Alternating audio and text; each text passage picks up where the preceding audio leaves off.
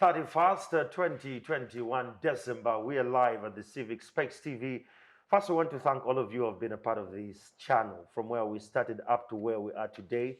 We want to thank those who have subscribed and those who have, spread the word to their friends and family to subscribe to the Civic Space. Over the years and the months we've been here, one thing or the other has actually changed in our perspectives, in our beatitudes, how we think about the country, what we need to do, what we must do as citizens has changed. So one request, look at that button there, subscribe, and that when that pops the notification, click on it, get notified whenever we have this conversation.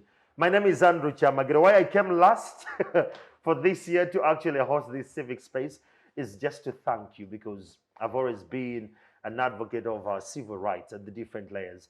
Given that said, I want to thank the other teams that have been part of these at the different layers, the crews in the back and the entire organization, and you, our viewer. Today we're going to talk about the 2021. I know there's been quite a lot that has been happening from the different layers, politics, social life, economics, and all that. And to make this conversation much more understood, today with me on my panel, we are going to be discussing the major political highlights of 2021, the lessons learned, and what we must shape as a country for 2022 in terms of governance, because that's where it all starts from. Now, with me on my panel today, I have Ms. Jen Nalunga from Seatini. She will be talking to us about the economic perspective of 2021 and what we need to change as a country, what we need to do as a country to become better. And of course, I have my comrade from way back in time, Mr. Ochieno Joseph from the U.P.C. Party, Uganda People's Congress Party.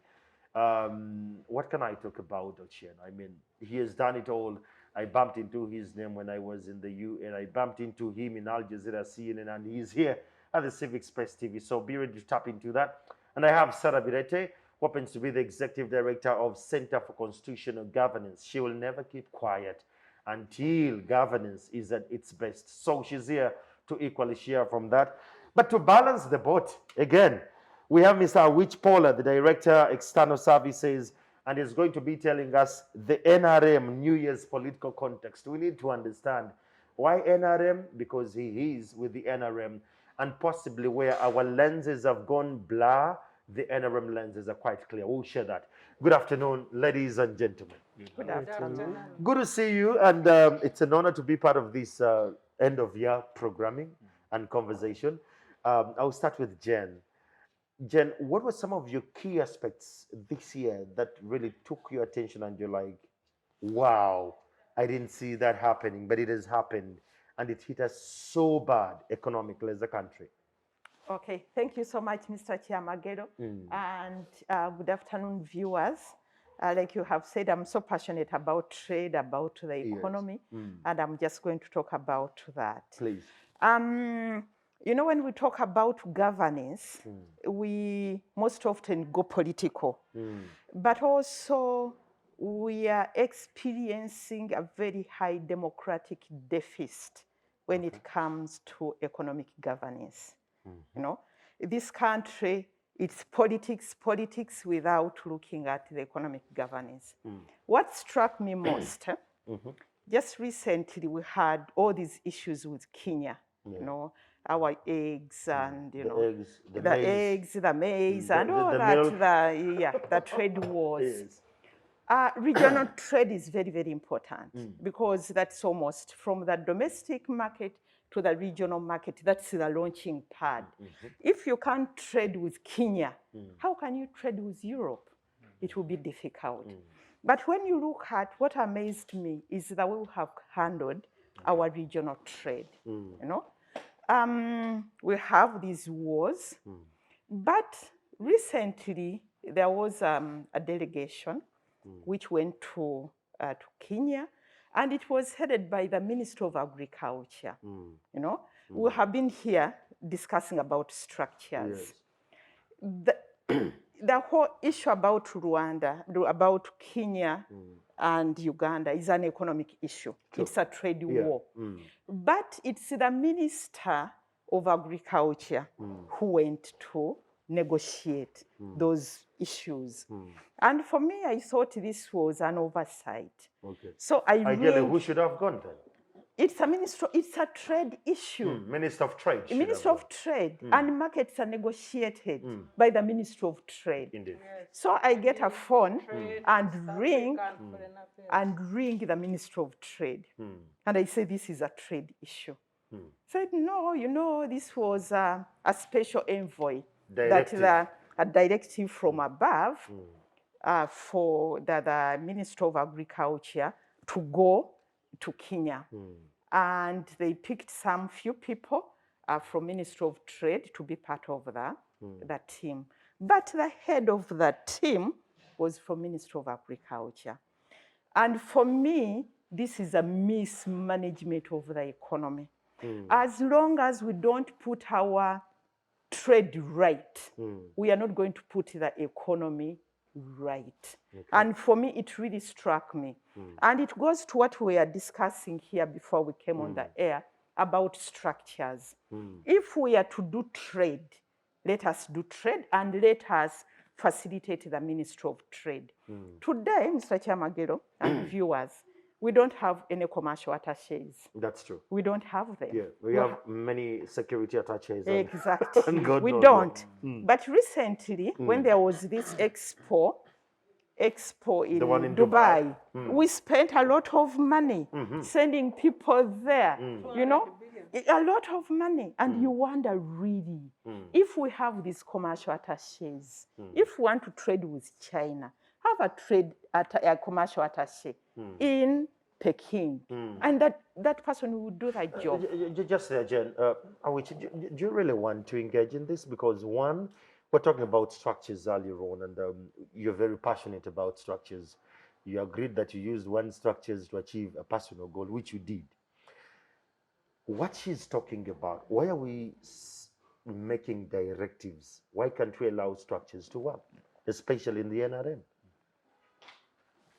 You know, structures are allowed to work. It's not true that NRM is anti-structures. And that's why even in our instruments, in our documents, in the Constitution, we have structures. Actually, we are the only organization which has a structure in all the villages in Uganda.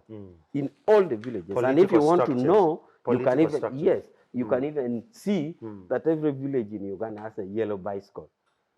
Now, Really? all aside, yes. All that said, apart from the commercial, I'm not sure whether it is true that there's no commercial attachment. I've been in Geneva for 8 years, and Geneva is a trade headquarter. Indeed. I know for a fact that the Ministry of Trade has been attaching a lot of importance. So the trade attaché has always been right from Geneva, and I know the persons who have been doing it. So to me, it is surprising that we have not had trade attaches, especially where we know we deal in trade. We may not have the luxury to put a trade attaché in Bujumbura, in Burundi. We may not have the luxury to put a trade attaché in some of these. Nairobi? Yes. But Nairobi, of course, is the facts state clearly how much we trade with Kenya, because figures don't lie. So the figures don't lie. Figures show how much we do. So I'm surprised. Maybe I will have to check. What do you mean by surprised, that, Mr. Awich? I'm surprised that at the moment we don't have trade attaches in those stations. And yet, during my days in Geneva, they were there. Those were trade Geneva. negotiators. Yes. Okay. Those are not commercial attaches.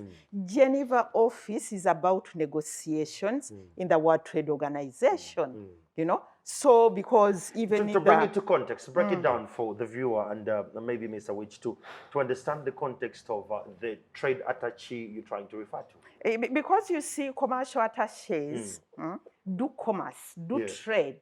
They can be able to sell our products, to be able to engage and negotiate. For example, if we want to trade with China, I always give an example of Kenya. Kenya negotiated a very good deal of avocados with China. You know, and they're doing good. And they are doing good. And I understand some of the avocados come from here. You know, when you look at our NDP3, it's about increasing incomes at household level. And when you look at the other time we had the economic summit, the PS, Minister of Finance, was saying we want to, and this is what we have been talking about, let us move from market and access to market entry. You know, we have signed so many agreements, so many protocols. We have, for example, the East African Community, you know, that our common market protocol talks about free entry of goods, services, people, and all that. You know, we are now negotiating the CFTA for the entire Africa. You know, but this is on paper. You know, practically, we can't send there anything. Even our maize in Kenya, it's rotten, and we are here saying that Kenya has a problem, but the maize is rotten. The good thing I wish to say that he's surprised. I'm sure he will send this feedback to the powers that be, and possibly could fix this. Because maybe she thought I did not know the difference between trade attaché and negotiator. No, the viewer didn't understand. I know we are the talking fact to that the negotiator, we to have the at the viewers. mission, for example, the example I cited, there are officers like Kamahunji. Kamahunji was there for trade He's now negotiations. in New York, He's back, he's a director at the ministry. Kamahunji was for trade negotiations, including delegations that would come from the capital. But there was also trade attaché. And I've not been only to one mission. I've been to many other missions. So if it is true that we don't have trade attaches, as you say, then it's right and fitting. It's okay. I am Director of External Affairs. I can easily check with the Minister of Foreign Affairs. If they're hampered by logistical matters, like we don't have money, we don't have their salary, then it is a matter which should be addressed. But of course, they would have some reasons. Yes. If they have forgotten, then would they tell us they have forgotten? But I just like to agree that a trade attaché, especially in areas where we know, because these are technical support teams. The figures are clear. And we all know that most of our ambassadors are political appointees.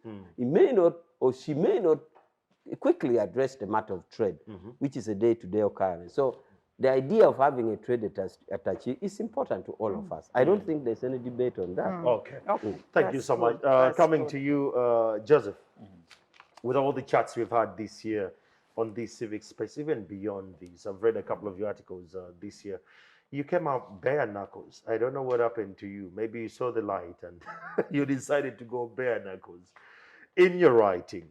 What are some of those key stories, for starters, like two, that have taken your attention and you've learned from them and you would wish to share what you've learned from them with the nation?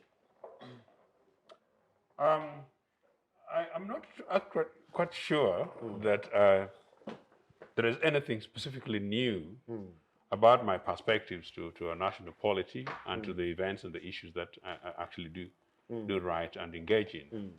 It is actually the case instead that this year has been a very big shock for me.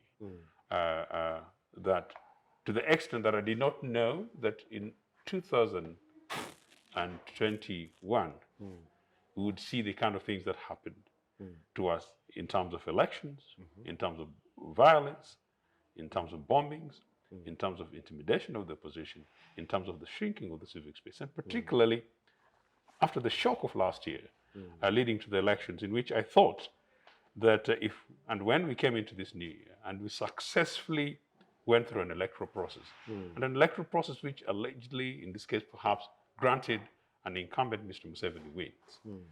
I'm not quite sure what else after that victory. Your choice of words, Joseph, would be one which is for me. Sorry? Your choice of words are very sensitive for me. I really need to understand. What do you make of the entire election, for starters? It's shambolic. And that's what I'm trying to say quite clearly. And as I said, and this is 40 years, exactly 40 years, since Museveni went to the bush following allegedly a rigged election. And I'm saying it really to bring into some... Yeah. Oh, okay. Alleged, because there's no evidence. And of course, the elections were not rigged. And of course, Museveni lost. DP lost. DP had more greater arguments to make in a number of constituencies, but not Mr. Museveni. But I think really you're asking me, I'm bringing you closer to something very particular. Amidst all this, in terms of my thesis, I was quite shocked that with COVID, for which, thank God, could easily have been worse, we managed just about by accident, by chance, if you like, Really? to be Chance? generally alive today. You're asking about my own interrogations. I was pleased that following one piece of mine, the entire guy can't believe it. I was told by a legislator that thankfully there was a response from government, and so they came up with this emergency 15 emergency centers across the country. Yeah. When I actually specifically wrote that we should have these spaces decentralized. And yet, even amidst that, I'm not quite sure how well equipped they were. So, COVID, by managing to go through it in that. But taking us back, I think the extent of violence at the beginning of the elections, the processes that was followed leading to the speaker elections, which in itself was internal NRM, and as I said, it was almost like another mini civil war. But was still very quickly, what happened only the other day in Kayunga, in merely a local government by-election, which sees the president with all the power and capacity, which sees the prime minister with all the powers and capacity, including allegation of waving money to basically just win a specific local government seat. Whether it was because Kayunga is in Buganda, because it was an attempt to show this Buganda that we've not gone off, or to reinforce a Kayunga element which has a history with its government and with the kingdom. And in this Buganda, for which, as U.P.C, we have our own history. With Buganda. Yes, and as far as body polity and some of the contestations are concerned. I would think that 40 years after those contested elections, Mr. Museveni would and should be able to do better. My worry, therefore, going forward, I don't know what lessons we've learned. Okay. Thank you so much. We're still having this conversation. We're looking at what we learned in the 1 year of 2021 and the lessons we're taking to 2022. The conversation is getting, a little bit more exciting.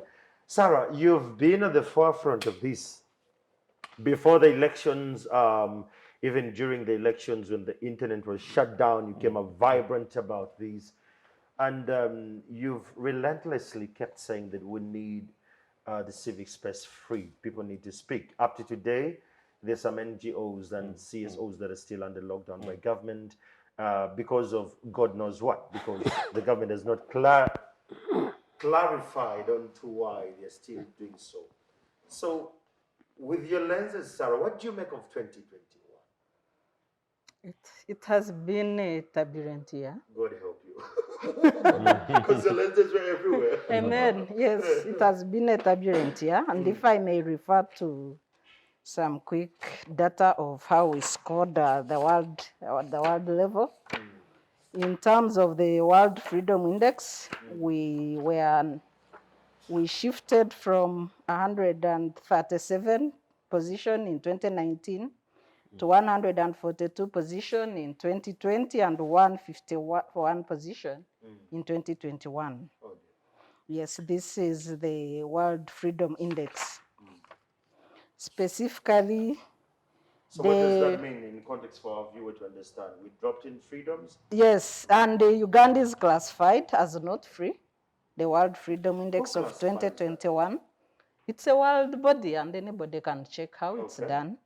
In terms of political freedoms, we scored 11 out of 40 marks. In terms of civil liberties, we scored 23 out of 60 marks. This is the World Freedom Index 2021.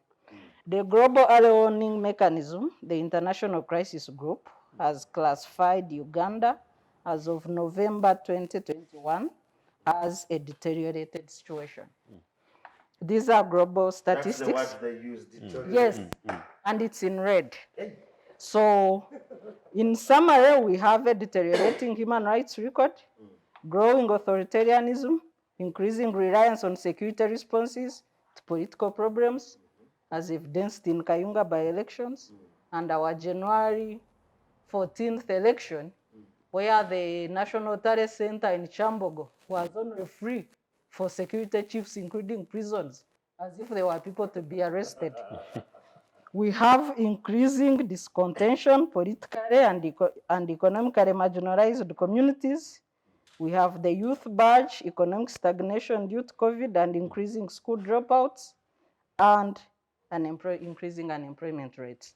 This is a summary at the world scale. But what have we witnessed as people? January elections, internet shutdown, kidnaps, drones flowing everywhere, trial of civilians in the military courts. We still have unaccounted for civilians, as per the last report by the leader of opposition in parliament. In February, we had the filing of an election petition and also withdrawal after 21 days by the leader of the National Unity Platform. But also we had, on a lighter note, maybe on a good news note, the conviction of Dominic Ongwen by ICC for war crimes and crimes against humanity. It has sent mixed feelings. One is the fate of abducted, brainwashed, and indoctrinated children, like the way Dominic Ongwen was kidnapped, and we say repeat of children in ADF camps that are now being bombed and called terrorists. Because the spokesperson of Operation Shuja has said that they estimated ADF to be a strength of 1,000 fighters, and half of them are children. And we are busy bombing them left, right, and center, forgetting, and it's good the NRM representative is an international advocate of children's rights. So we need to know the rights of those children that are abducted and how they are treated. Because they have not reached the age of making their own decision to be terrorists, and how we refer to them as terrorists. So we also came in with a confirmation of suspension of DGF by the president on February 17th, and that is closure, evidence of closing civic space in this country. Because the DGF was the biggest funder of governance in Uganda for both state and non-state actors. There was a rumor, sir, about that the government was in talks with the DGF officials and the powers that They have been at it for more than a year. It's now 14 months. negotiating. Yes, Allegedly, yeah. allegedly negotiating. Does that seem like Are these talks? talks going on away? He who alleges has the burden to prove. The election of speaker has been spoken about, but on 1st June, the country woke up to shocking news of attack on General Katumba Wamala's life, which was really shocking. Before we proceed on that, you know, we have had terrorist issues, we had those shootings. When you look at security of this country, 2021, what do you make of it? Because in all your talk, Sarah, if you didn't notice, all have security issues, the kidnaps, the incarceration without trial. Then we have the shooting of Fande, then we have the terrorists and the children coming there. It's all centered around security. Yes. What do you make of the security of the country, 2021? The ruling elite have sexualized our political contestations. Your choice of words, Sarah. Ruling. And I'm very deliberate about them. Ruling. Yes. Okay. So every political argument is solved with guns, with might, with intimidation, including kidnaps, including trial of citizens in the military courts, including shootings like we saw in the campaigns, and the Kampala unresolved killings where nobody has been held accountable. The state admitted to loss of 54 lives, but other sources put the death above 100. Now nobody has been accounted for. When the BBC investigative arm, the BBCI, did a simple investigation of 3 deaths, and the documentary was shown on YouTube, and then Daily Monitor quoted an international source and published a story. Instead of the state saying, thank you for information, Let's hold them accountable. They held the journalists for publishing a BBC investigative story. What do you make of that? Impunity of the highest order. There is no, even there is no pretense about accountability of careless loss of lives in our political contestations. There is no pretense. Look at Kayunga, 3 days to elections. The leader of the biggest opposition party held under house arrest. What was his crime? Preventive arrests are unconstitutional. What was Bobi Wine charged for? For the siege around his home for 1 day? What crime did he commit? Maybe, I hope Awich Polar will tell us. Because I think you were also in Kayunga at that time. What crime did Bobi Wine commit? Going to Kayunga. Yes. He went to Attempting Kayunga. to campaign for his candidate. Yes. Very likely. Is that politics? Why don't we ban elections? I have urged Exactly. on several accounts that let's stop the pretense. Let's ban elections. Let's also ban parliament. But it's a Because it ruled Kiriara. Everybody knew what he was about. Exactly. But pretending to host elections, pretending to be democratic, and you got to kill people, you got to arrest people, you got to shoot people in order to attain the so-called victory. I think we are better off banning these elections. We need democracy. We'll get back to you later, Sarah. Sarah is making very heavy allegations here. Were you in Kayunga, Kwanza? And I don't know, but Did you go to Kayunga? He doesn't have to answer that. No, he doesn't have to answer. He doesn't have to answer In the that. context of the NRM lenses, what do you make of the security of this country as of 2021?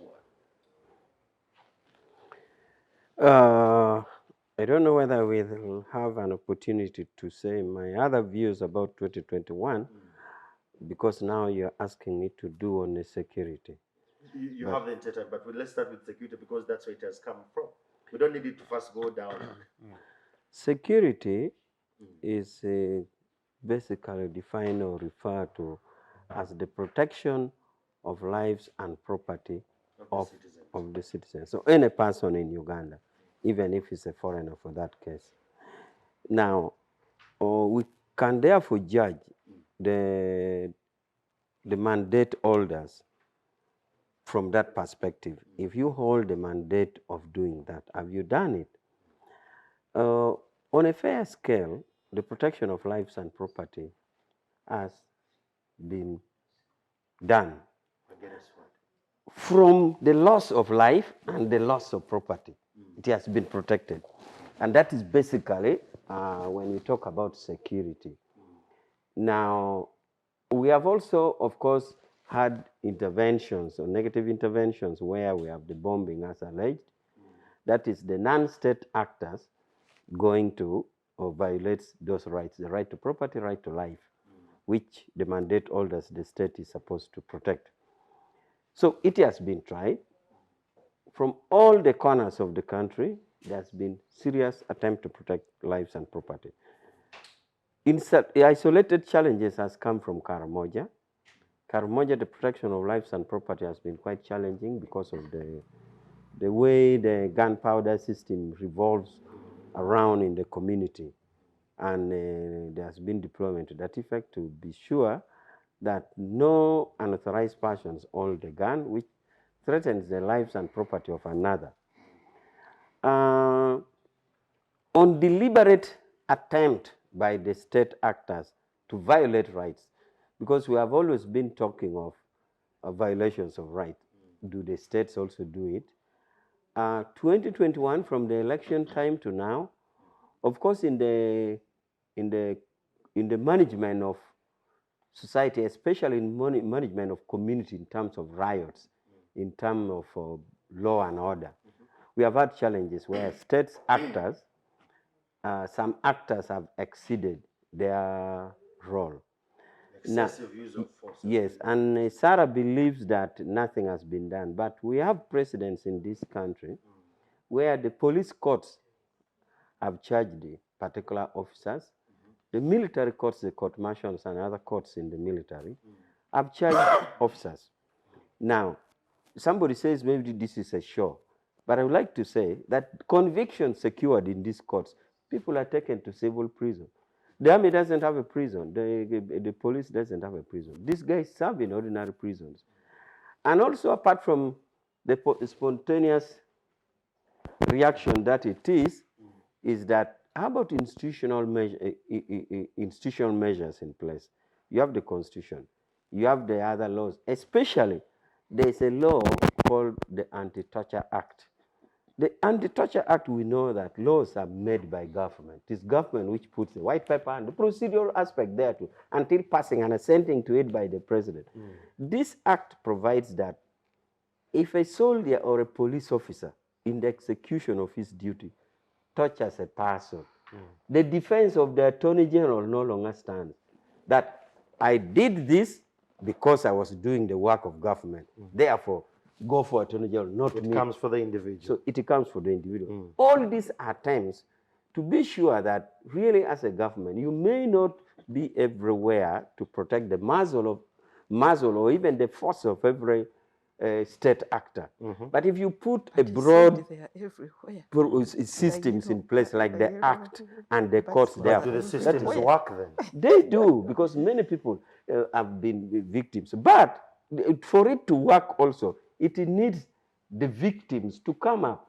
Which victims have been silenced in the last years? No. We have read stories in the media where they're being intimidated. But also, I would like to show you that data show with the Attorney General, both from human rights courts. Remember, Human Rights Commission as a court and ordinary courts. Yes. There are lots of awards against Attorney General.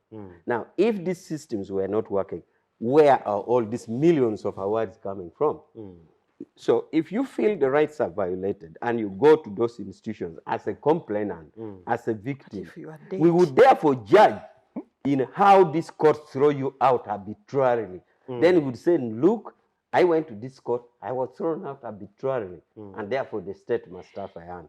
But there have been those attempts, and as I talk now, the government has lots of awards against it, meaning that system has been left to work. Awards are given to government by independent entities that have equally done research on the ground to quantify their awarding as well?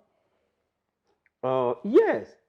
Of course, if you don't agree, for example, if you feel your leg was broken and the court awards One question related. Yes. Afanda Awich, are the dead capable of going to court to seek for these awards? 2, do we have a policy of let me kill you and pay in this country?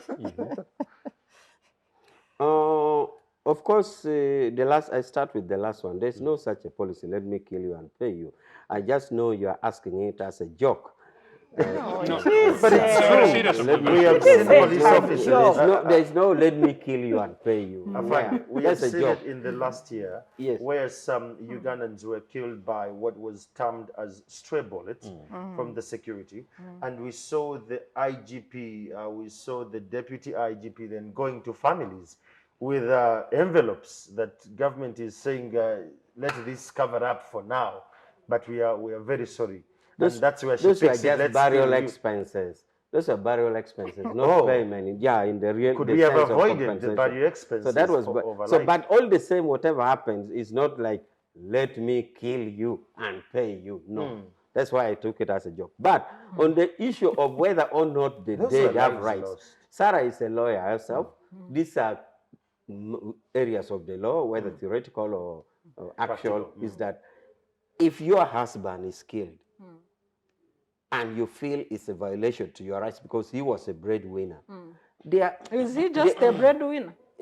well, loss of life. How about the other services? Loss of life. But what I'm saying is why I call it theoretical and you're a lawyer is that you know that there are grieved persons as options to explore for that rights violation.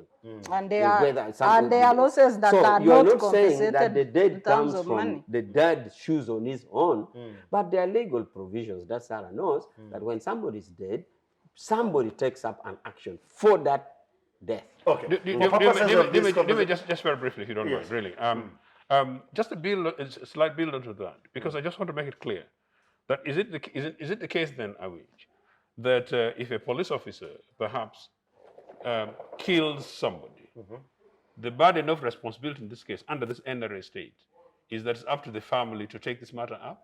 And how Number many one. can Number two, afford to go to court? Indeed. And number two, that we've seen the police and the security forces, including some of these guys who put in uniform, and we know they're very dubious guys, maybe in 70s escort units, you know, beating up, literally torturing people in the streets of Kampala, you know, televised.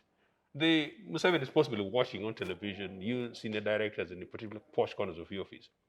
You see these things and you want to wait for a member of the public to come and make a formal complaint when you know those are our national security services who are paid to do exactly this. Okay, now your first segment of the question is we are talking of two things. We are talking of violations of rights, and we are talking of criminal aspect. The criminal aspect, if an actor commits a crime, we take it up as a criminal aspect. And of course, you could also have the element that there's a complainant to the crime. But for the loss of life, which is a civil claim, somebody has to come. If it doesn't come, that is why the other aspect of burial expense, the envelope you talk of, comes. Oh, I see. That is then without a you're answering him complaint. in a different way. So we are talking of two things. We're talking of the criminal aspect of And an the human action, right. and we're talking of the civil aspect of an action. If it is a civil aspect, which is a claim for violations of right, a claim for loss of life, then the other party has to bring. Because simply, who will you pay to? Who is coming to complain? But if it is a criminal aspect, the state can move on a motion of its own because it has seen. Like me, if I saw it, I would definitely follow it up. I would ring, I would go and follow it up. But also, if you are to do it at a criminal aspect, somebody who was a victim can also come up. But with or without coming up, the criminal aspect, the state can pursue. Yes. Okay. Very absurd. We started from the security aspect, but we love that. Let's talk about the context of the whole year. How has NRM seen the whole year 2021? The whole year 2021 has been a fair, good year. Okay. It's a year where we also marked a long duration since independence. But I would like to say that, you see, I like giving these examples. If somebody wired Sheraton Hotel, good electrical wiring to prevent Sheraton catching fire, you may possibly pay him 2 million, and you think that is his worth. But if this person did not wire or wired recklessly and Sheraton caught fire, you'd value Sheraton in terms of billions. Indeed. Now, I'm saying this, that we have Uganda. In the Constitution lists alphabetically from A to Z. We have 65 communities, which you could call tribes. These communities are held together. And we have managed to hold the country as one for the entire 2021. Today is 31st. To me, that is an achievement. And why I'm saying I gave the example of the electrician is because we have held it together. So what? But if it had broken, where you had the Republic of Teso, the Republic of Bunyoro, and the Republic of, that is when you say, hey, the country has broken. But because it has not broken, you don't even see it. You think maybe it is for granted. But let's not see that. Somali was a state, a big country. It's no more. Libya was a country. It's no more. Sudan, north of us here, was a country. It's now two, threatening to be Darfur the third. Ethiopia at the verge of threat. So for me, the mere holding cohesion together as a country, it's a good achievement. To date, if you're in Kabale and you're in Langi and you get a phone call, and you're talking to your mother in Langi, nobody in Kabale bothers about what I don't think there has been a major exception on this very particular position. So I don't know why this point is relevant. I don't know. See, why he doesn't see is that he has not appreciated the example of Sheraton. Why doesn't see is because of that. At what stage? If you have not, let me make you understand Joseph, for the purposes of this I'm conversation, saying that 2021 we have continued to see Uganda cohesive as a country. United. 65 people united as a country. It's not easy. you see, he has been in Europe. European have nation states. Yeah, true. France for the French, Italy for the Italians, German for the Germans. The only country in Europe that is a country of tribes, you could say, is Switzerland. You have Swiss Italian, Swiss French, Swiss German, and another Swiss. Even Okay? German. Now, they have kept on. But there was a time that Yugoslavia by Tito tried to hold them together. When Tito died, Yugoslavia broke into pieces to the extent that there remained Serbia and Montenegro. They went for World Cup. They qualified to semi-final. When they qualified for semi-final, back home they broke into two. Serbia broke, Montenegro broke. Then we said, now if you win the trophy, where are you taking it? So, Congressman, we don't take for granted the cohesion of a country in 2021. That is one. Okay. Two, we also know that 2021 marked a historical event where in the history of the country, we had the election, governance, and the formation of a government.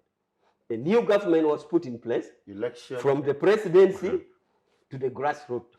District councils was put in place. Cabinets were appointed. Embassies were changed. So I'm sure if this did not happen, Sarah would have been counting us among the failed states in the global ranking. So in the global ranking, we would still be now counted among the failed states.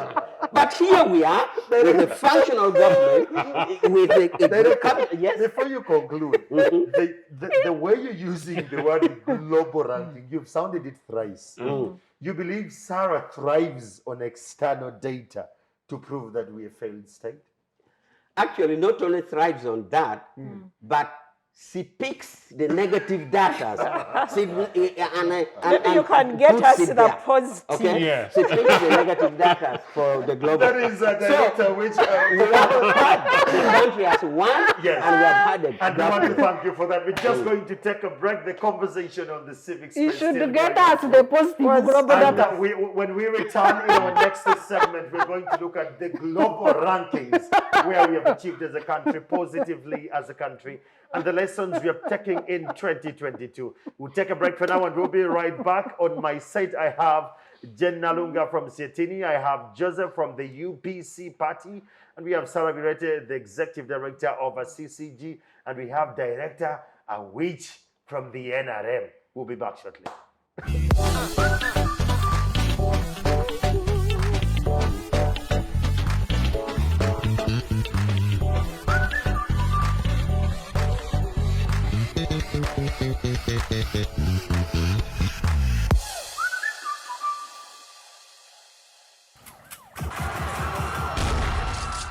Violence,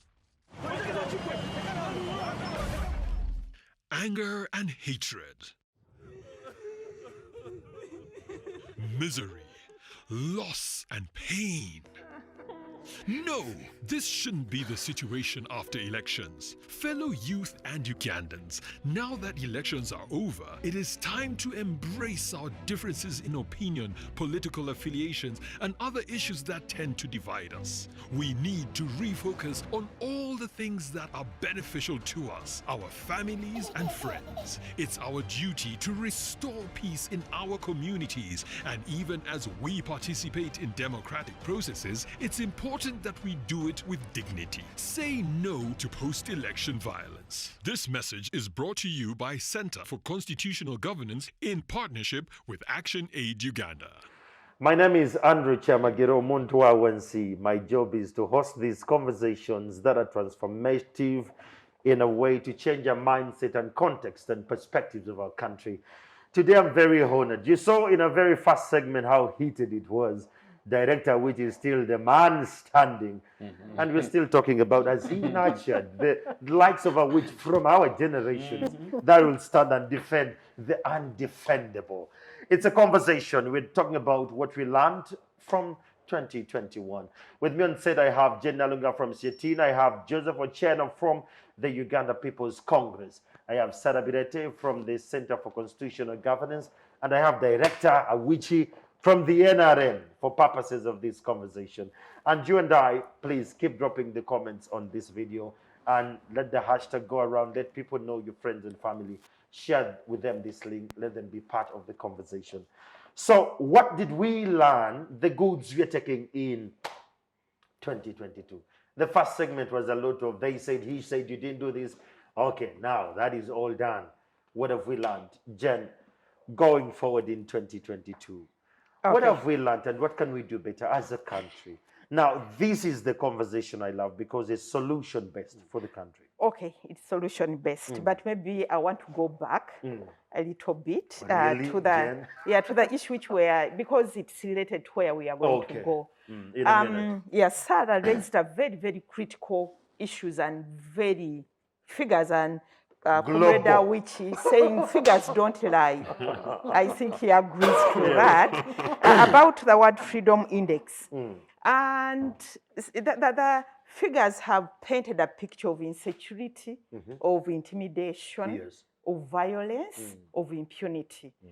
And this picture has affected our economy. And as we move forward, it's going to affect our economy. How has it affected our economy? Tourism.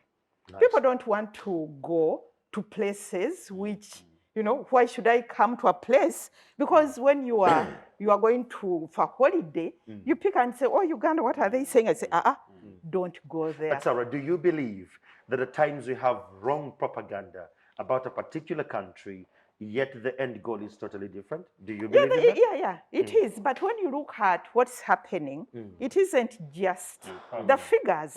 You saw what was in Kayunga, you see what's happening in the drones. I'm not very political, but we have eyes, and it's in the media, and you can be able to see. Put yourself in the shoe of somebody coming from Ireland, you want to come for holiday. Oh, Iceland again, here we go. In East Africa, what do you see? Would you come here? So what I'm saying is that picture will affect our economy. It will affect tourism. Yes, it will. It will affect investments. Sarah, again, Jen, let's go back. Do you again believe that the media has not done the due diligence of the job we should do as media to not only amplify the bad things this country has, and we have not amplified the good things we have? Because the entire country is not Kayunga. The entire country is not, the entire country was not, you know, abducted in one or the other. Do you believe? Yes. Andrew, just take one single example of how journalists were clobbered throughout the campaign trail in all districts. It was not 1, 2, 3 isolated events. We were doing a pictorial coverage of the election campaign. We still have a link that I can share with whoever is interested. Every day from nomination. Nomination, you have candidates abducted, you have candidates dumped in Chambogo with no shoes, you have arrest of people coming from nomination, beating of journalists. You have even the beating of journalists at UN office. It's not an isolated Even event. myself, I was beaten. Yes, thank you very much. So many journalists were beaten. Even the peaceful Janamuntu, 23 of his rallies disrupted, journalists beaten. Because, you know, government had built a picture of radicalizing some people and then saying others are gentle. So if others are gentle, and we all know Janamuntu is a peaceful man. 23 of his rallies disrupted by security, journalists beaten, campaign agents beaten. I mean, really, is that an isolated event? So what positives did you bring in? Okay, in my context here, what I was looking at, this was in a political season, and we can't put it under the carpet. But I wanted to know from you that do you believe the media has been honest with the good the country has? Yeah, I think the media has reported honestly. Look at what was happening in Masaka. That's what they reported. Look at what was happening in Kayunga. That's what they reported. And it affected our economy. It does. So how best can the media then report the media, that it doesn't affect the economy? Because you see, even it depends, because media is in business. You sell what's selling, you put on the table what's selling. Look at Bukede, Bamutemye, Bamuse, and everybody wants to look Violence at that. sells, But I think maybe going forward, the media can be able to balance. But I think it has also been balancing. But you see, one rotten How apple. do you balance chaos? No, you can. No, you are not balancing. Yeah. You are not balancing violence, but you can be able to have a program where you can be able to show those good sides. Like yesterday, I was in Chisinzi Falls. They were beautiful. The entire place is beautiful. So we can be able to talk about that for the sake of our economy. Okay. But like the Baganda say, engoma embi ekira enungi okulawa. You know, bad news goes out very fast. Yes. So what I'm saying going forward, government should be able to address the issue of insecurity, the issue of intimidation, the issue of violence, you know, because it's affecting our economy. That's what I'm saying going forward. But again, also going forward, just recently, December 16th, we had an economic summit. And you know, the new PS is very, you know, vocal and, you know, he wants the economy. It's pro-people, pro-people, the economy which works for the people, structural transformation and all that. But when you look at, you know, in civil society, we have what we call the sphere of change. What's your sphere of change? You say that's the problem. People are poor. You know, want to increase incomes, to put wealth in the hands of the people. Then the mechanics we use to achieve that. Yes, the mechanics. When you look at the paper talks about where are we going to invest more. I won't read everything, but what's missing out here is the whole issue about production. Increasing productivity, working on the value chains, looking at the markets. Because you see, the lesson we should be learning is that we are producing, but for eating, and the remainder you put them somewhere, the pineapples, you bring them in town, you know, you produce the maize, then it goes to Kenya. Kenya says, that isn't what we want. You know, this country, and all these issues are related, the politics and the economy. People are poor, you know. You find people are given, you see the way they were dishing out money in Kayunga. Mr. Kyamagero, you can't line up for that money, can you? I can't. You can't. Because I have a conscious mind. Yeah, but you also have some money in your pocket. Yes. Those people have conscience also, but they have immediate demands. They are broke. If they are being given 5,000, they will line up. You see? And unless we put money in people's pockets. How do we do that, Jen? Then you... When the biggest number, according to some research that shows, is that Ugandans are entitled. And it's a problem of the government. Entitled they gave to... them U.P.E., they gave them U.P.C. No, you know... They're entitled. We're a lazy batch of a generation. I'll be blunt with you. You know, Ugandans are very hardworking, by the way. Some. You tell them, grow moringa. They will grow moringa. You tell them, grow aloe vera. You tell them, grow the silkworms. I saw people in villages, women, who feared caterpillars, but they told them those things are silkworms. They are selling like hot cake. And people go and produce. When you tell people there is money in it, people are just selling their land because you grow maize. Today, it's a maize season almost. Yeah. But you ask a farmer, how much are you going to sell your maize per kilo? They don't know. Yeah. There is no price. They don't know the price, you know. So the price can either be from 1,700 a kilo to 100. So, Jen, you believe the mechanics of the Minister of Finance towards addressing poverty and unemployment, it's poor? It isn't right. Okay. What Let would be the us right put our trade right. Let us ensure that small producers are producing, they are getting the real income for their produce, return to investment. the return on their investment, their actual markets, and we are selling. And the value chain here, that value addition, the processing is done right. And to make sure that UNBS, the standards are right, you know, and that's when the economy is booming. Okay. You know, but today, those people are poor, and they are going to become more poorer because they are buying the seeds, maize seeds, a lot of money, but they don't know how much they are going to get out of it. This was addressed through, and I'm taking this to Joseph. What she's alluding to going forward to make our economy better, it has been addressed through the parish model. I don't know, have you taken some time to read through the parish model? Jen doesn't like it already, but to you, Ochieno, going forward, how do we fix this? How do we look at Uganda better? How do we make it work for us all? It's clearly an experimental regime.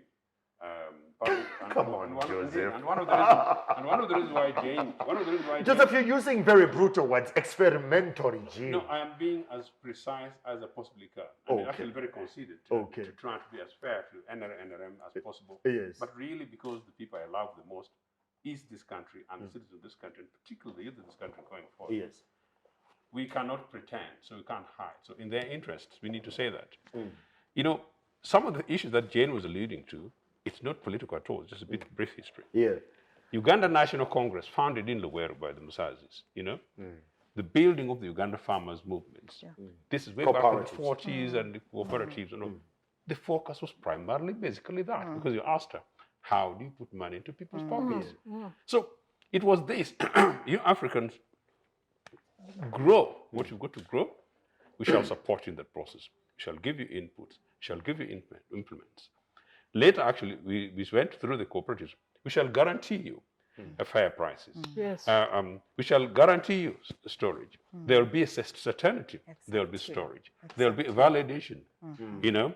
There will be price settings, price there will be set- buffer stocking. Buffer stocking, all that. It worked. That is how cooperative unions And that's a became managed the economy. power and the economic base in this To the people. across the country, where it's from coffee, cotton, to everything. It is basically that. The point is, why did it collapse? These lords broke it. They broke it perhaps because they're breaking it deliberately, not to break the back of the Ugandan citizenry, so that they can become the beggar citizens, desperate in Kayunga, that they can be bought off with waving shillings of a prime minister who should, in reality, should be the strategic person to enable coordinated management of our economy, management of our region, and ensuring that actually the Minister for Trade goes to Kenya rather than the Minister for Agriculture. Registered. So we need to revamp the cooperatives in one way or the other to make things work for the farmers. And the value addition chain to be well aligned. Indeed. But really going forward, and before that, actually, just one very quick thing. It's about Ongwen. I'm sorry to take you back, but just 1 minute.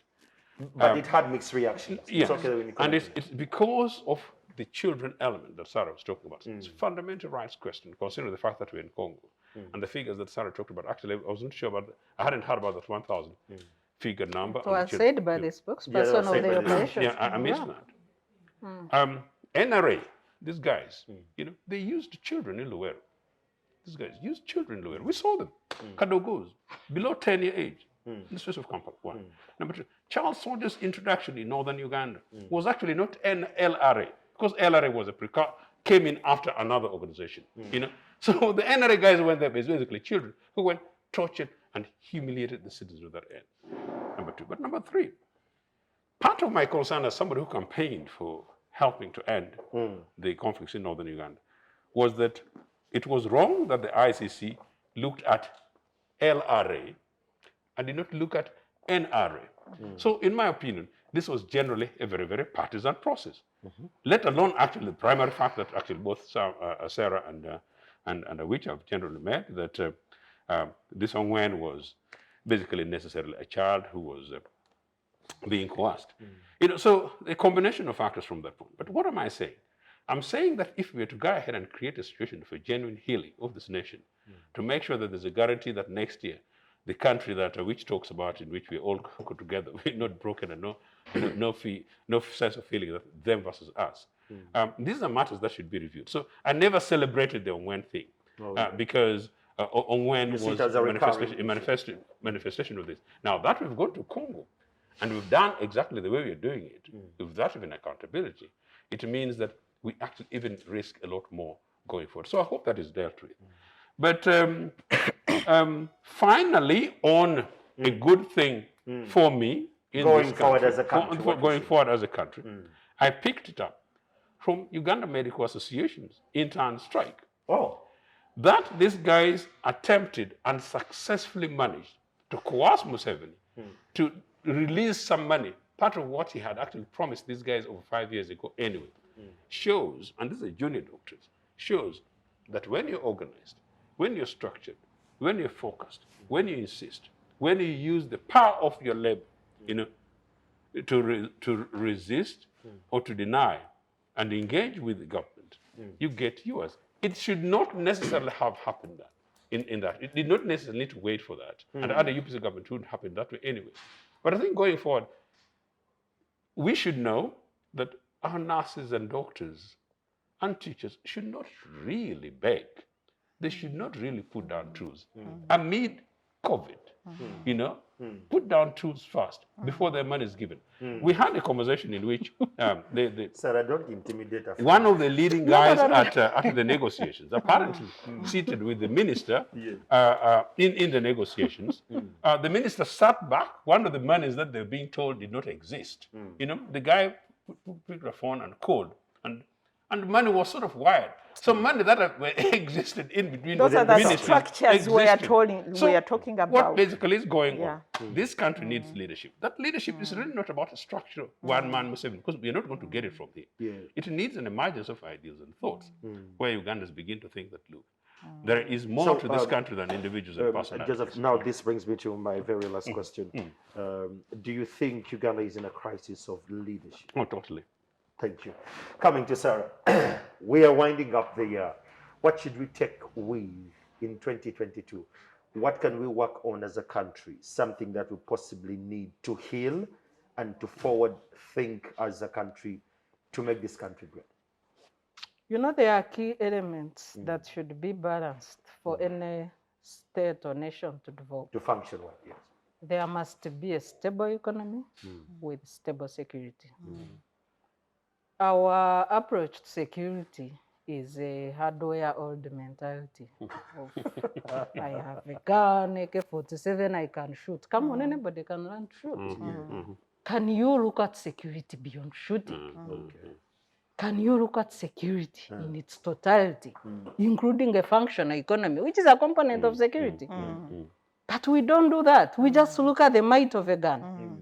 I can go to Sudan, I can go to DRC, I can go to Central Africa. We can be mercenaries for hire because their processes are not followed. The civil institutions of governance are not respected. Even the crisis that we are talking about of air, of Uganda, Rwanda, 2.5 years, a border closed, 200 million lost in export by Ugandan traders. So many people's social lives disrupted because of the interconnectedness. But all this time, there is no single statement on the floor of parliament as far as Uganda-Rwanda relations are concerned. We don't even know as citizens what the conflict is about. We don't. Is that an accountable leadership? It goes back to the question. Security of a nation is not a personal issue. If you want to deal with personal matters, go to your household. It is a national matter. And we have national institutions. Even on this, I call out Parliament. We need an explanation as to what is happening between Rwanda and Uganda. Rwanda is still ranked an enemy state from 2012. That's when the statement was read on the floor of Parliament that Rwanda is an enemy state. It has never been 201. In 201, it has never brought back on the floor of Parliament that, we are now... But we have hosted Kagame many times here since then. So are we hosting an enemy? We are frenemies. No, please. But officially, we need that statement to come back on the floor of Parliament and we get to know where we stand. We need accountability on that issue. Yes. So, but beyond that, a functional economy, we must have the economy in the hands of the people. Kenya has a slogan of an economy that works for everybody. That's true. When you're talking to a Kenyan, whether it's a taxman at the airport, they tell you, Chivachi delivered Yes. an economy. It was working for everybody practically. True. And that was his slogan. Yeah. Uhuru, they say fair, but economically they think Yes. Chivachi performed better than him. Yes. But the Kenyan economy remains stronger. The Kenyans have high purchasing power. And that's why even when they block our milk or eggs, we They cry still cry. because But they they have higher continue. purchasing power as citizens. Yeah. So once you do not have money in the pockets of the citizens, I know the NRM likes priding about economic growth, but where is this GDP. economy? Can we trace it to the people? As we talk today, as per the Bank of Uganda State of the Economy report in June this year, our debt, our nominal debt to GDP ratio is above 50%. It's at 52.8%. And going up. And going up, and it's a since crisis, then it yeah. has gone up because we've been borrowing. Amidst the revenue shortfall of 2 billion, yes, and with our high expenditure appetite, Very. largely on patronage networks. As a country, As a not country. as citizens. As a As a country. Yes. But you got citizens. We are talking about schools reopening You will see in 1 the week's time. dropouts. I'm sure it's not more than 20% of Ugandans today that are sure Of taking of taking their children back to school. You're sure? Yes. Children Could go even back be to worse. Of course, NRM children are going back to school. You have the money. I'm talking about general citizens. Yes. Yes. Population. Yes, the population. Let's wait and see. Of course, they will borrow money renders, money sharks, and then what happens? said And they we lose know. the land, they Yes, lose the then plots. Coming back to the borrowing, all our banks are now foreign owned. The report Post on, Bank on is Ugandan. Post Bank, yes, and Housing and housing finance. Yes, I and have housing accounts finance. in both banks. Yeah. Just You're such a recently, patriotic Ugandan. no, yes, Yes. just recently, I tried to get a salary loan. Yeah. I was told, imagine I'm an head of an NGO. I have my salaries coming through And they're one of clear. these banks.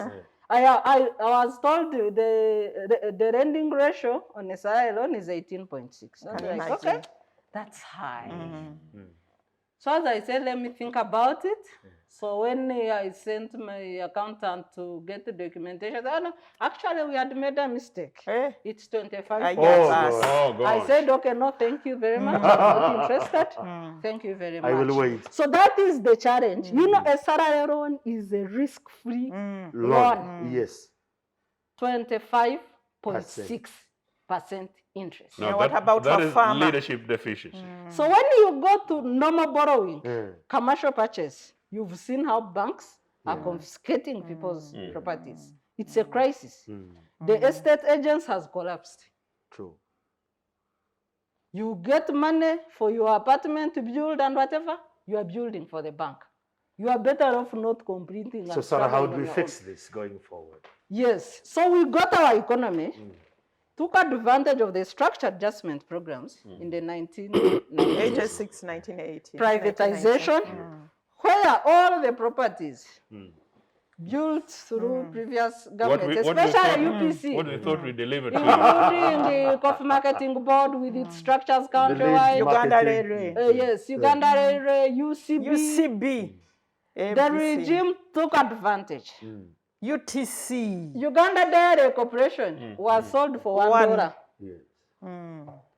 That is a border collecting milk from all the farmers of Uganda. $1. Who bought it? Who? You want us to go there? No. I'm just showing you It was how sold. people It was sold. satisfied their selfish egos, taking advantage of the structure adjustment programs to destroy this economy, to destroy ownership of Uganda economy by Ugandans, and place all the economy in the hands of foreigners with high foreign capital freight, where people are repatriating all profits to their countries, with even corporate expatriates earning, I think the MTN boss earns about 200 million. And Expatriates. dollars, and Yes, they take it expatriates. out. So where are the Ugandans in this economy? Where are they? The banks are mistreating us. Even the local indigenous banks are also trying to follow the trend of the foreign banks. But there was a proposal to reinstate UCB. How do you reinstate it? Do you know who bought it? It's the name of foreigners. You can only reinstate it after this regime. So, Sarah, That's how do my we fix submission. this going forward? I'm short of time. I think we can only fix it with fixing the leadership.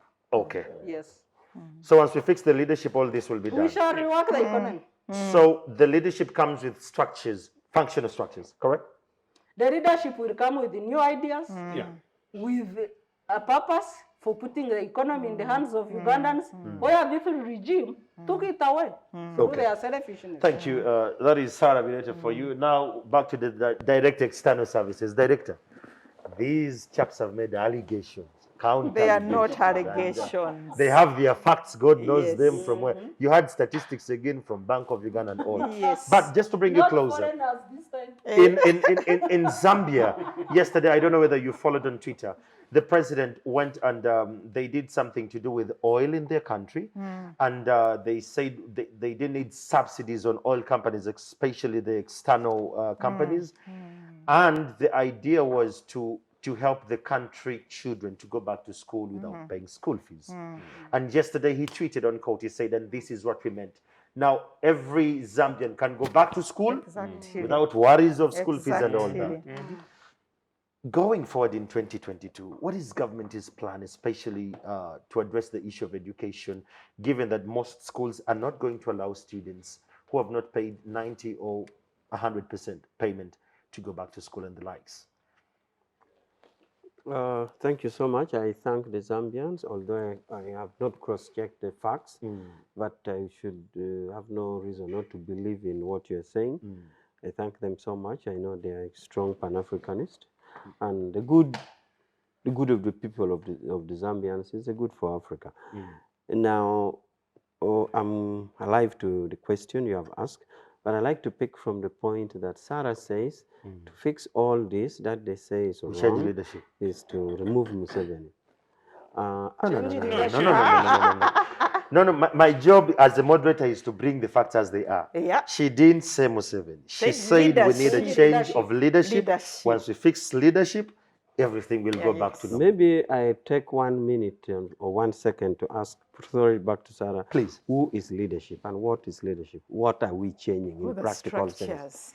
Leadership in When you Uganda say change starts- leadership, what do we Let mean? me explain a leadership to you. Leadership in Uganda starts from household level. You want us to change your mother and father? We have state and You want us to non-state change and- your mother and father? No. Of course, we shall change leadership where it's faulty. So I'm explaining that the leadership is at several layers, including household, including society, including so-called circles that are now vulgarizing the cooperative element. So in All the that context, is what did you leadership. mean we change leadership? Change leadership. What do we Change change? leadership means, for example, what is our economic policy today? Is that change policy or change changing leadership? leadership, it means changing policies and practices And that the impact on the people mindset. and the mindset that impact Take on the it from people. there, Director. Okay. Can I just Fine. take 30 seconds? Actually, even in the very unlikely event that Sarah mentioned, that changing leadership, meaning changing... Even Museveni can change because it's not a permanent there is actually fixture absolutely in this country. There's absolutely no reason why after 36 years, with the shambles that we've seen and the discussion that we're having, that you could not say enough is enough, that has actually failed, that somebody needs to come in with new sets of ideas, new sets of vision to start this process going forward. These things happen within political parties, these things happen within nation states. In fact, it's actually extremely dangerous. Actually, It's a just add on that it's a briefly. dangerous Joseph thing. and Sarah, It's a- you're into No, his if, time. just one thing. Please, just you have your one time. statement. You had your No, he didn't understand. It's the one who asked.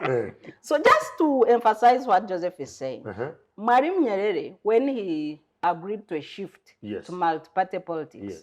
he realized that his mindset was not agreeable to the necessary change and the necessary step Tanzania needed to make. And he stepped down. Aye.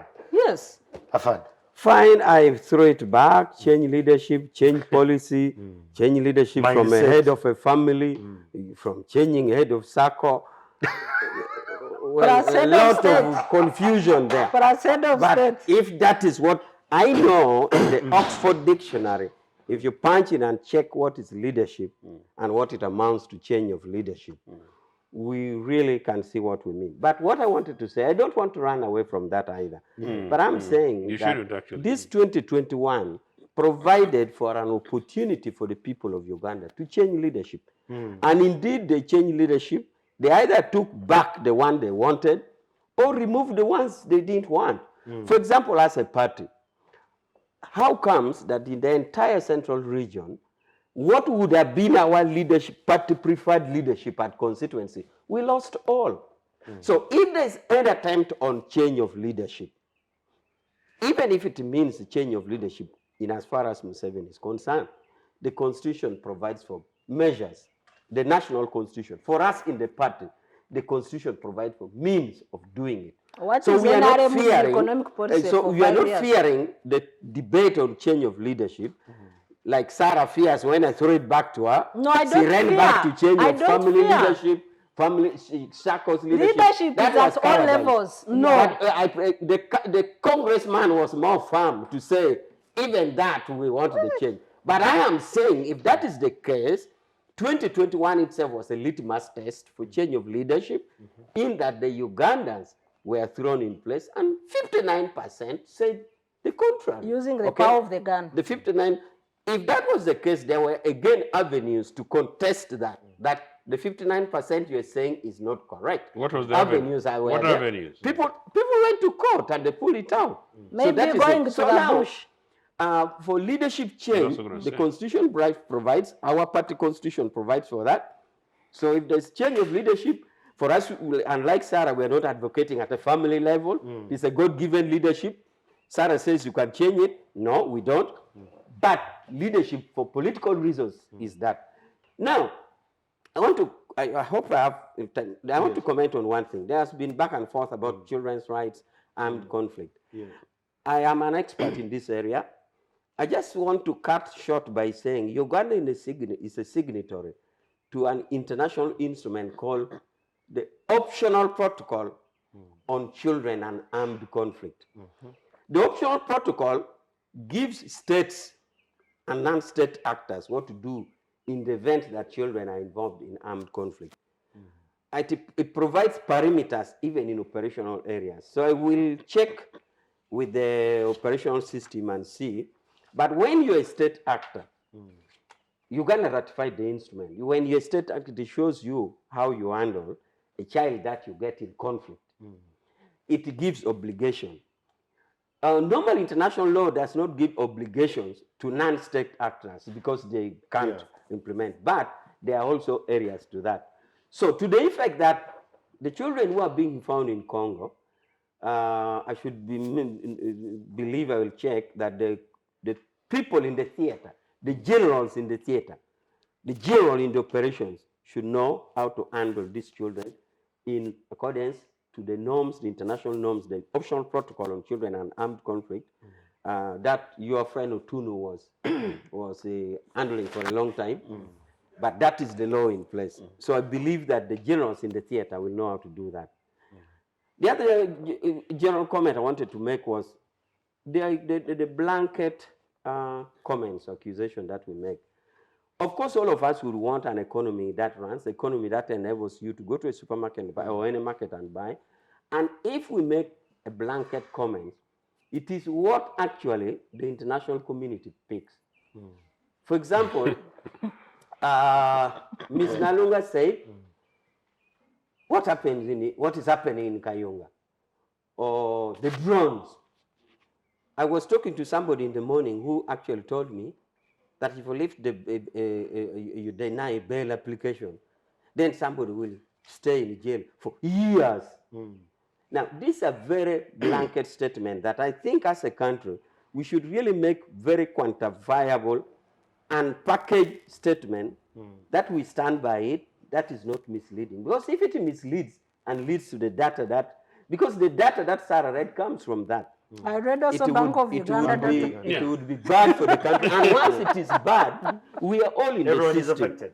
Yeah. Now, going forward, I am saying 2022, we want Ugandans to continue enjoying their civic rights. We want to see Sarah's TV. We're debating here. We want to see Sarah hear out her views, all the data that she can bring. That is civic right. So I would want to think that 2022, we all go about enjoying our rights. The other aspect is that it is 1 year into the 5-year government. We want to be sure that the people who are affected with our manifesto, because we went as a party and signed a social contract with the people.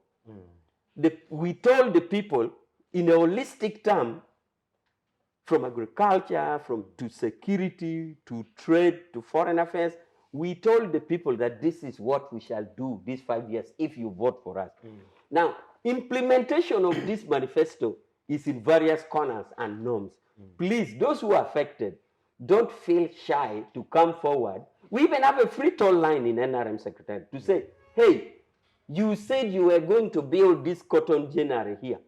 Or, hey, you said you're going to build us a coffee thing here.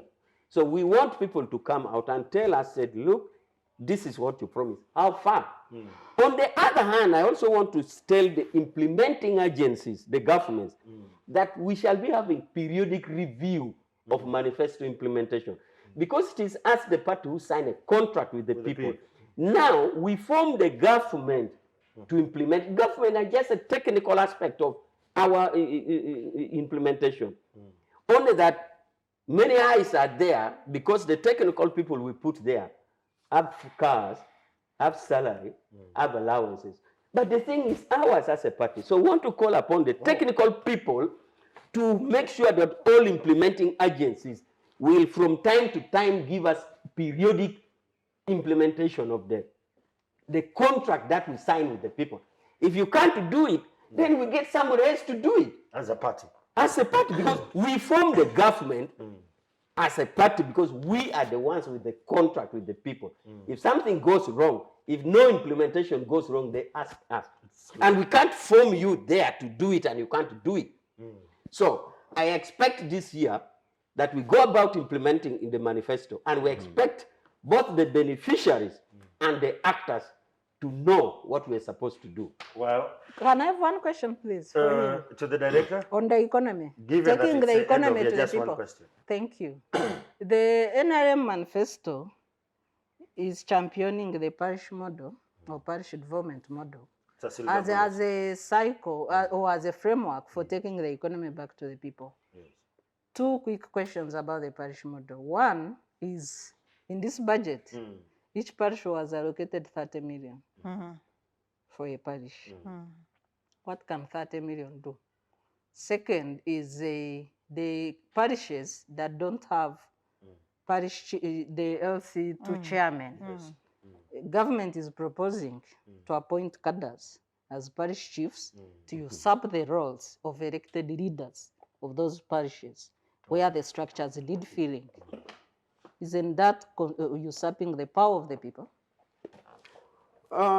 Starting with the second one, the parish chiefs that are being recruited are the traditional civil servants. In fact, the lowest civil servant of a local government, which goes to the sub-county, I think they're called assistant district executive something. Then from the sub-county, you go to the district, what was district commissioner, assistant, now chief executive officer, COW. So unless Sarah has a contrary information, but my understanding is that these are civil servants recruited across, not only in vacuum areas, as Sarah is saying. No. My point is where there is absence of LC2. And why would there be absence of LC2? You don't know that leaders die? You don't know when you last said elections? No, but the law is clear, Sarah. Happen? The law is clear. When an LC2 chairman dies, is the law silent on who takes over? Have you replaced them? If you said the law is there, but it's not implemented. When we're talking of a structure at any level, it's not a one-man structure. A structure at that level is there's a chairman, there's a vice chairman, and the other executive. And the law is so clear about who takes over. So it is not that in the whole entire structure that you were talking about, when one dies, then recruit another. No, that's not What how it I've works. The told challenge you. is that the ones you're recruiting, they seem to come with a mandate more. What whereas I'm the others- telling you not true. is what is being proposed. Even You it's see? at parliament Now- level. But you Now it see, is a proposal. the entire model Now it is is not a going proposal. to Yes, work. of course, So the Sarah, party say model this is is still under experiment. debate. It is a Okay, proposal. Like purposes what of you this said, conversation. No, but those I'm are not answering the second one. experiments. Jen, Those are just allow our funded experiments, to respond like to the Joseph second said. question. The second question you were saying about the amount of money. 30 million. I don't per know why parish. I have a To contrary view. more pigs. No, my To I have give to to cross-check do Sarah, more but pigs. my Let's allow view you more is, submit. pigs. my view She's I a thought, budget expert here. She's I an thought there economic was expert. $1 billion per parish. No Where? way. In your Where? budget?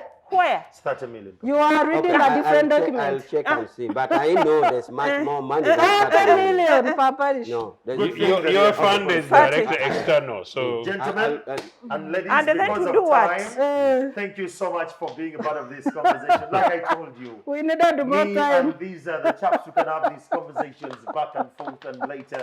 But we want to thank you for being a part of this conversation. Maybe there is one issue or two we have not possibly brought out rightly because of time. Time has never been on our side. We want to encourage you to please click on the notification button, get notified when we have more critical issues that are coming. We shall be having a Fandemo here. Sarah is always here. Joseph is always here. And Miss Nalunga is here. We are going into another financial year. The breaking down of the budget, who takes what share, what are the few questions in there. We'll be bringing that to you again and again. But again, as a countryman, as we're winding up, it's your role to stand up for what you know is right. At whatever level where you are, like the Afande said here, stand up tall to those who've given the mandate and audit them. Tell them this is what you promised. Why is it not happening? What does it take for it to happen? Ask these questions. As family as you are, whoever you gave the mandate is meant to be audited by you. So from me to the rest of the world, we want to say Happy New Year. And please, as Ugandans, as we're getting into the new year, make sure you spread this channel to more friends and families. Let them be a part of this. You can only be in position to act if you're informed. This channel is here to inform you of your civic rights and your duties. I'm Andrew Kyamagero. Good afternoon.